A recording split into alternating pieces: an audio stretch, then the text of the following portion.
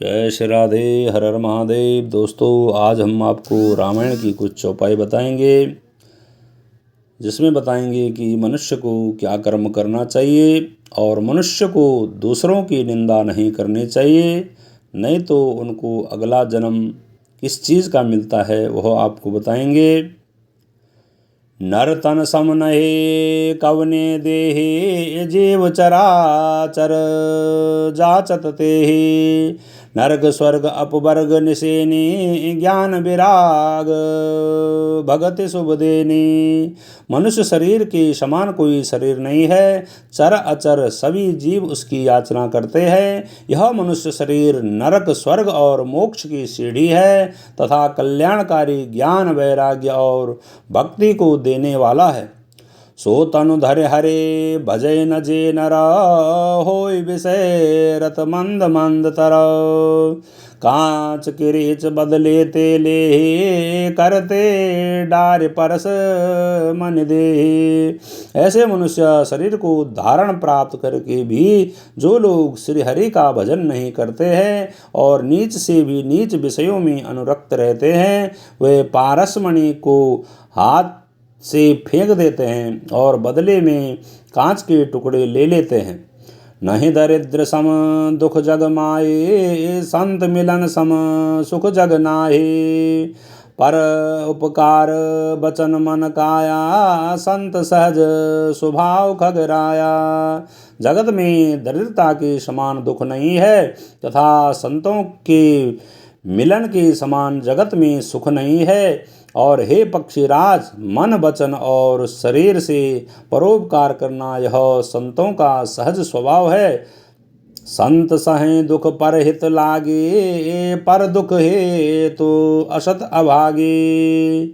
भूर्ज तरो सम संत कृपाला पर हित नीति सह विपति विशाला।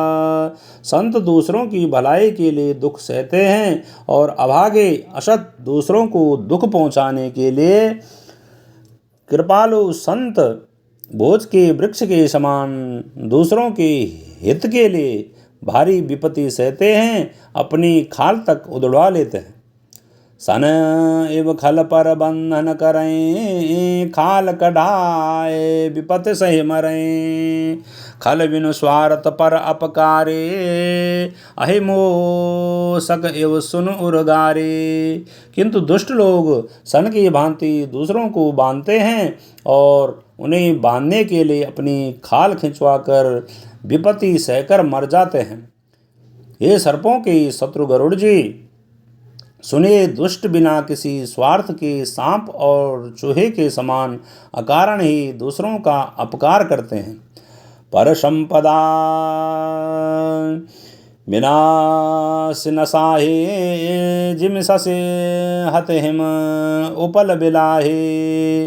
दुष्ट उदय जग आरत हे तो जथा प्रसिद्ध अधम ग्रह के तो।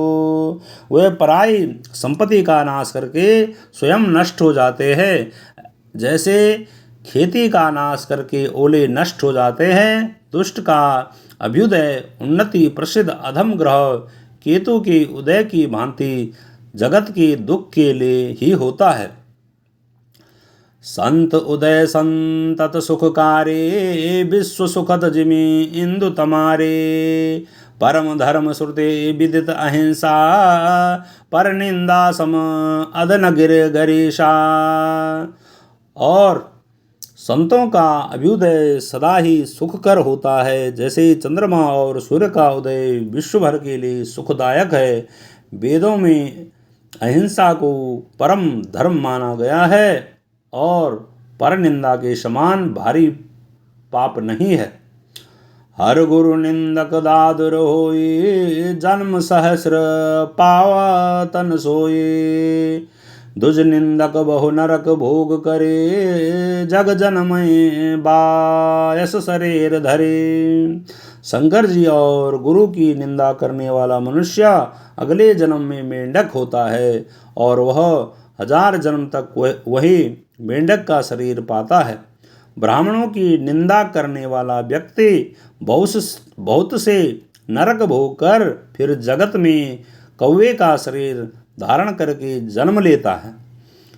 सुर सुरते निंदक जे अभिमानी, रौरव नरक परें ते प्राणी। होय उलूक संत निंदारत, मोह निशा प्रिय ज्ञान भानुगत। जो अभिमानी जीव देवताओं और वेदों की निंदा करते हैं वे रौरव नरक में पड़ते हैं। संतों की निंदा में लगे हुए लोग उल्लू होते हैं, जिन्हें मोह रूपी रात्रि प्रिय होती है, और ज्ञान रूपी सूर्य जिनके लिए बीत गया और अस्त हो गया और अस्त रहता है। सबके निंदा जे जड़ करहीं, ते चमगादुर होय अवतरहीं। सुनो तात अब मानस रोगा, जिन ते दुख पावें सब लोगा। जो मूर्ख मनुष्य सबकी निंदा करते हैं वे चमगादड़ होकर जन्म लेते हैं। हे तात, अब मैं मानस रोग सुनिए, जिनसे सब लोग दुख पाया करते हैं। जय श्री राम। हर हर महादेव।